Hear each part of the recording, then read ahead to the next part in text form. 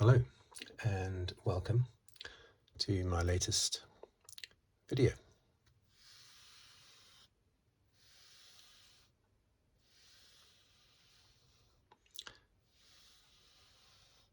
This one, looking back at the Emilia Romagna Grand Prix, which took place last Sunday. But first, I will write down the positions from the Grand Prix and the championship standings.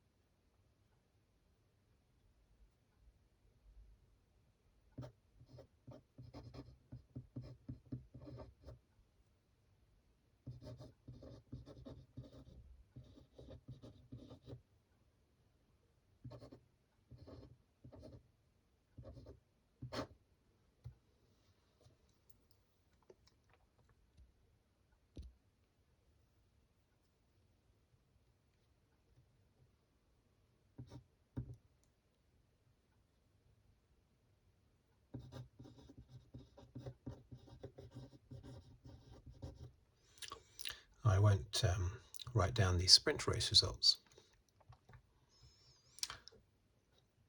just the main Grand Prix.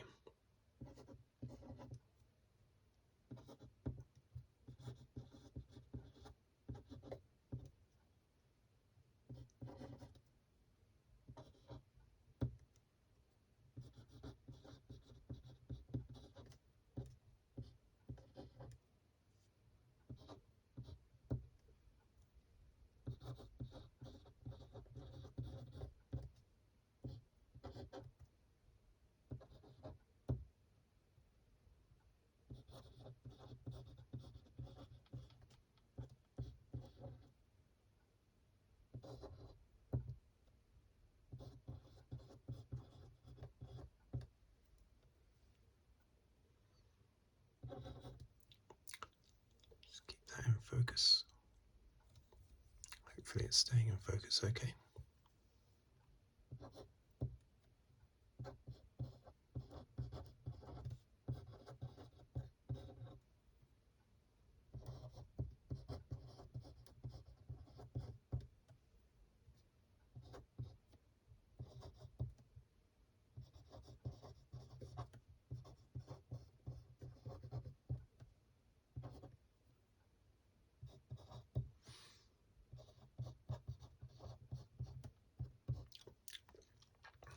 Okay, so that's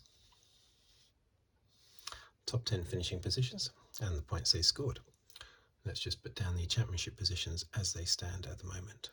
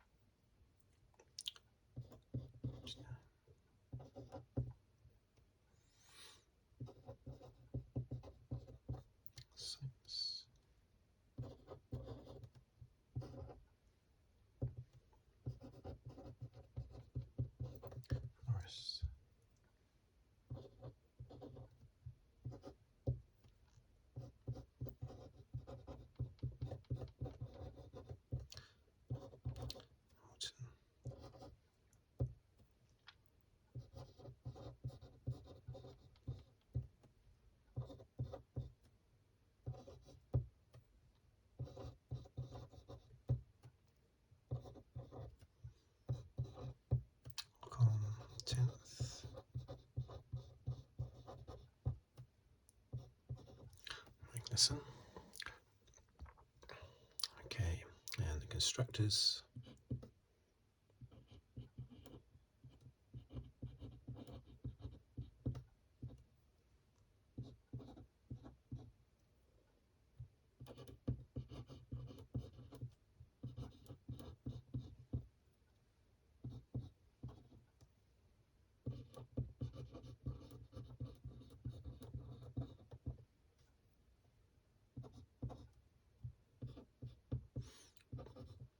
So, 46.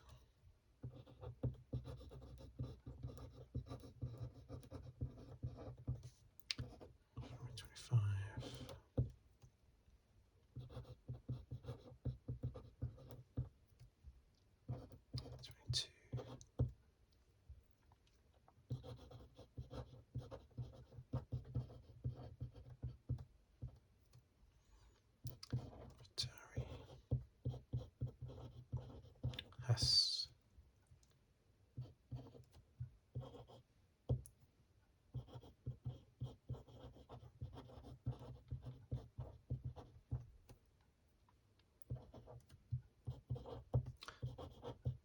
Williams.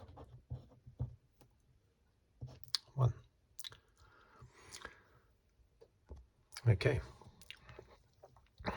So that's the important figures. Maybe different pen, maybe.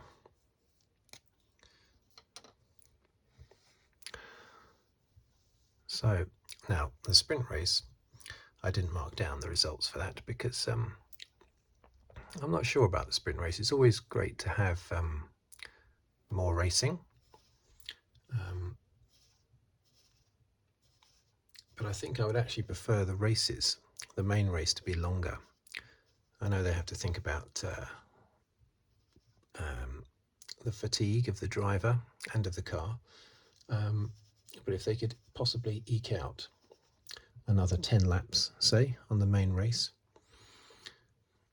or more if possible, then I would prefer that to a sprint race, because they're playing for, you know, a very small number of points. It was ridiculous last year, just 3 points for a win, 2 for second, 1 for third. At least this year it's 8 points for a win, down to 1 for eighth, which is at least better. And also, at least this year, they are classing the person who qualifies first as being on pole, regardless of whether or not they actually start the race from P1, which is better. Last year, there were, you would have situations last year where the fastest driver in qualifying wouldn't be classed as being on pole position, which is crazy. They should still be given that accolade of being in pole position, even if they don't actually start first. So they've corrected that, but it also means you do have a separate problem in that the person starting first is not the person necessarily who has been recorded with the pole, having had the pole position. It's a bit messy. I don't think sprint races are necessary. The drivers give it their all though, and this sprint race at Imola was very feisty in the early stages anyway. Well, and obviously Verstappen and Leclerc were scrapping away. So the drivers certainly do take it seriously. But I would just rather have a longer race, a longer main race. But in the main race, well, as we know, Verstappen won the sprint race, 8 points. He won the main race, 25 points, and he got fastest lap, 26. So how many points was that in total? 34 points he took in total. So what I could do actually is just add on. I add on 8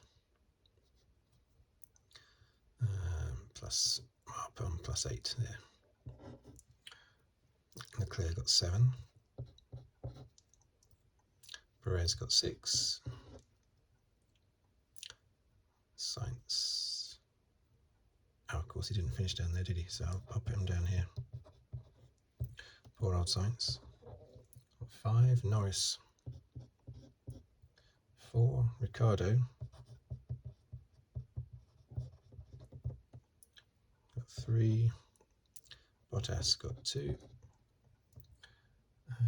And Magnussen got 1. I think that's right, isn't it? So, yeah, fantastic race by Verstappen. Perez, he seemed happy after the race, didn't he, Perez? But I'm not sure I would be. I think that's all on the surface. You know, congratulating the team, extremely happy that Verstappen won, that sort of thing. I don't think Perez is having a very good time. It was said after the race that Perez is having a better year than last year. I don't see how that's happening. Basically, I mean, Saudi Arabia, he was on pole position, wasn't he? And he was leading, but the other cars were quite close up behind him. The two Ferraris and the Verstappen, they were not far behind. He wasn't pulling away from them before he had the bad lap with his pit stop. The timing of his pit stop. So I certainly don't think that Perez is having a better year than last year. About the same, basically.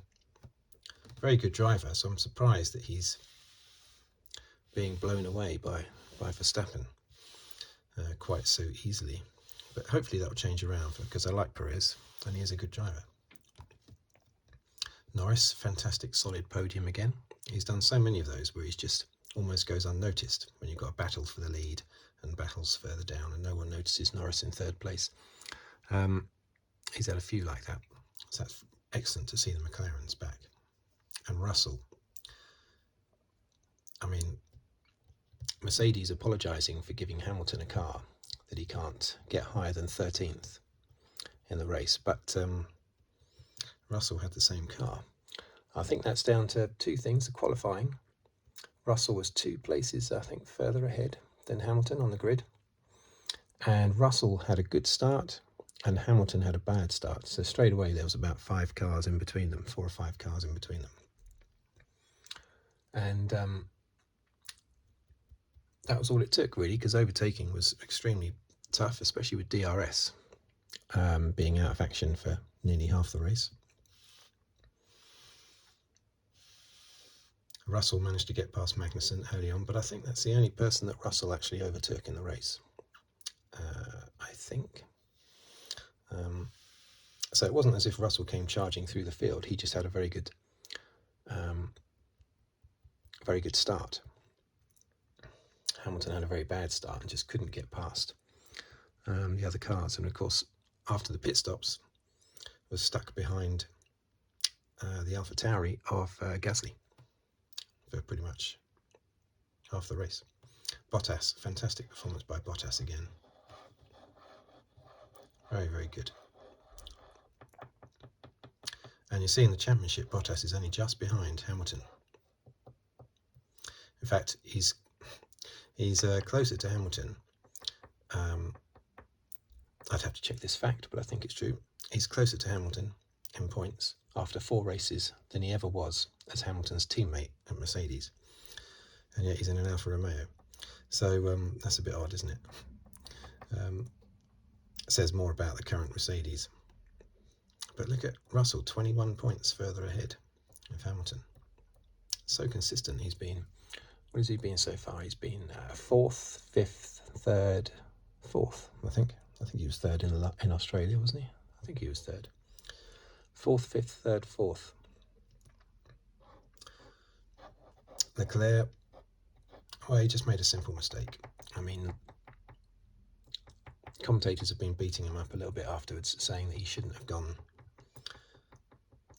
been desperately trying to get past Perez and desperately trying to get the fastest lap. But had he got past Perez and had he got the fastest lap, everyone would have been praising him and said that's how you win a championship, by taking the risks and going for those extra points. He just made a little mistake. That happens, of course. Why not? So I don't think he should get any criticism really for that. It's just a shame it happened in Italy. Tsunoda, very good performance by Tsunoda, his best for some time. Nice steady performance there. And of course Vettel and Stroll, both Aston Martins in the points for the first time at long last. But very low down in the points. Magnussen, trickling along with the points, keeps sort of flattering to deceive. Is that the phrase? I've momentarily forgotten that. But anyway, he keeps looking like he's going to do really well, and then just sort of like fades away and just picks up a few points, and that's why Haas are only on 15 points, despite having a good car, and I have to say a really good looking car. I would say that it's one of my top 3 favourite looking cars this year, the other 2 being Ferrari and McLaren. The Haas, the Ferrari and the McLaren, in no particular order, are the 3 best looking cars, I think.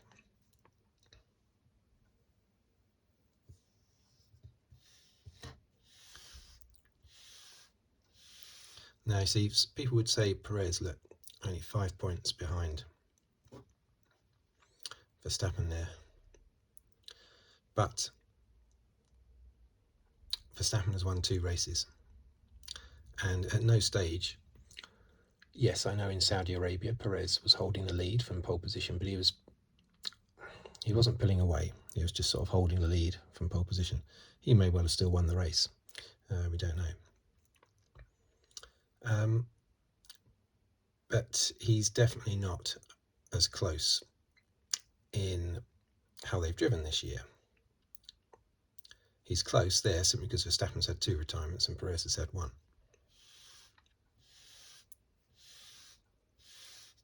So I'm not knocking Perez really. I do think he's a very good driver. I want him to maybe relax a bit more, like he was at Racing Point when he was fantastic. He was fantastic at Sauber, then he tensed up a bit at McLaren.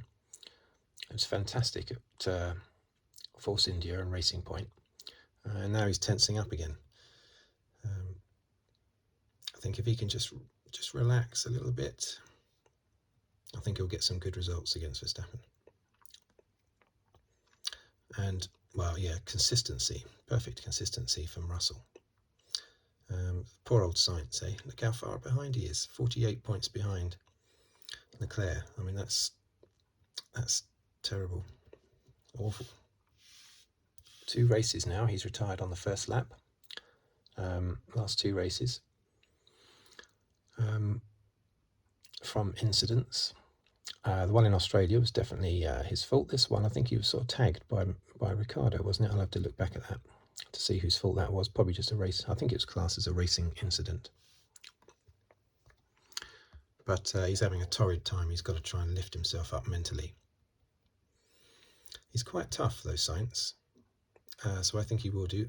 I would be very surprised if he doesn't win at least 1 race this year. But as regards the championship, I think the momentum is behind Leclerc. And I did say at the start of the year that I thought Leclerc would have the beating of Sainz, whereas last year they were pretty level. But once Leclerc's got a championship winning car underneath him, the truly great drivers just sort of lift up a level.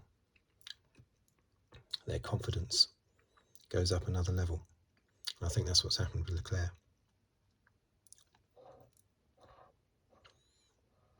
Ocon in the Alpine, not doing too bad, just steadily scoring points, nothing too great. But Bottas will be really happy. I mean, Bottas is never going to be, I don't think so. He's never going to be close to winning a Grand Prix again. Maybe he will be, but I don't think so. But he'll still be happy. He's won plenty of races. He knows he's not going to be world champion. But to be that close to Hamilton, he'll be very pleased with that. Very strong 5th place, attacking Russell's Mercedes. Very, very good performance indeed. And the Mercedes coming good. Sorry, not the Mercedes. The McLaren coming good. Sorted out their braking issues, it seems. It's not just because they're on tracks that require less braking. Their actual braking issues are solved, apparently. So hopefully they'll be picking up more podiums and potentially the odd win. At this rate, it won't be long before McLaren get past Mercedes in the championship. Let's just hope that Mercedes sort out their porpoising, which is still really bad going into. I mean, Ferrari have very bad porpoising. In fact, I think they have the worst. But their porpoising stops, and their car stabilizes as they're going into as they're braking into corners. Whereas Mercedes is still bouncing around all over the place, which makes the cornering very, very difficult.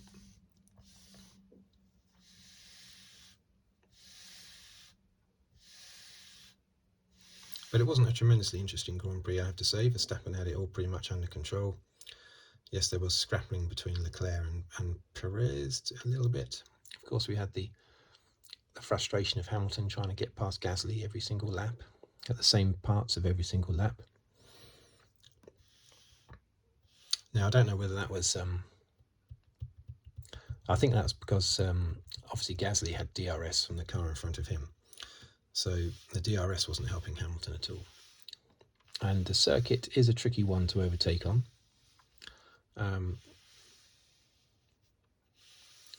But it's difficult to know how much of that was down to great defending by Gasly, how much of it was down to the porpoising, stopping Hamilton by cornering aggressively when trying to overtake, how much of it is down to the circuit being difficult to overtake on, how much of it is down to the fact that Gasly also had DRS. Don't really know. Probably all those things. But incredibly demoralising for Hamilton, that was. Okay, so there you go. Ferrari 124, Red Bull closing in, McLaren closing in on Mercedes. I hope Haas pick up, I hope Aston Martin pick up, and of course Williams. I mean, still right at the back. That's not great. Okay. Thank you for watching. Thank you for listening. I'll do another review after the next Grand Prix. If you'd like to subscribe,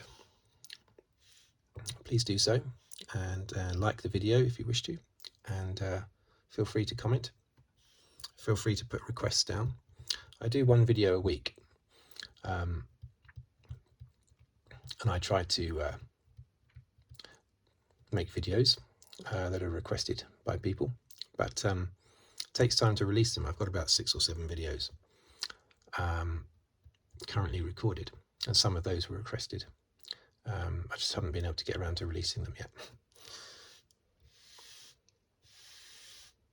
But yes, thank you for watching, thank you for listening, and I'll see you on the next video.